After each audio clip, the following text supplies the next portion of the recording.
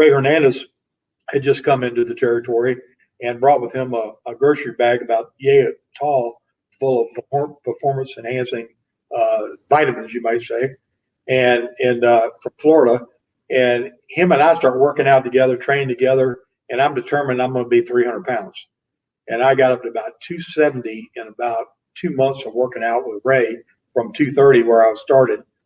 And I walk into this dressing room one night, and Bruiser Brody was in town, and he looks at me and said, "Kid, you're looking great." He said, "You look like $1 million." He said, "But I want to give you a little bit of advice. If you want to make it big in this business, don't do it just based on what you look like and something that you can't maintain year round. Learn your craft, learn the skill sets, learn the mic work, and find a place physically that you can maintain 12 months out of the year and be healthy." And a light bulb went off because I realized I was like gaining weight. I was turning myself into a monster, yet I could tell it was pulling down. My cardiovascular wasn't as good. My endurance wasn't as good.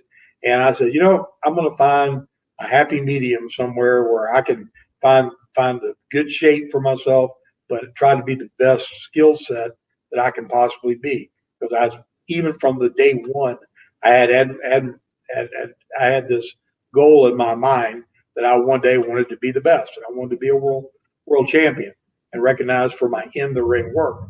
And Brody turned my whole ship around while I was there, and I never looked back. I shied away from the performance enhancing drugs. I shied away from anything other than being best technician and student of the game that I could be.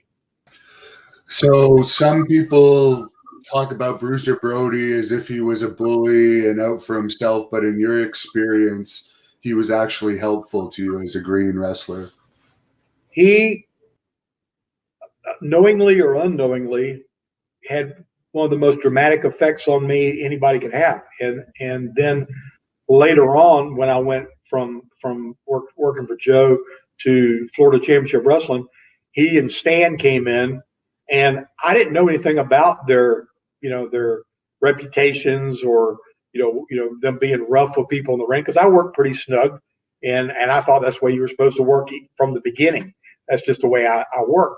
So when they came to Florida, they had the battle royals going all around the loop, and it's so funny. Stan and Bruiser both would only they'd let me throw them out of the ring, and they didn't want anybody else to touch them. They didn't even want to deal with anybody else. So they were like somehow took some liking to me early on, and I never had one bad experience with either one of those guys. Thank you for watching the Hannibal TV. Please like this video if you enjoyed it, and click the subscribe button to not miss any of our latest shoot interviews, match videos, or news updates.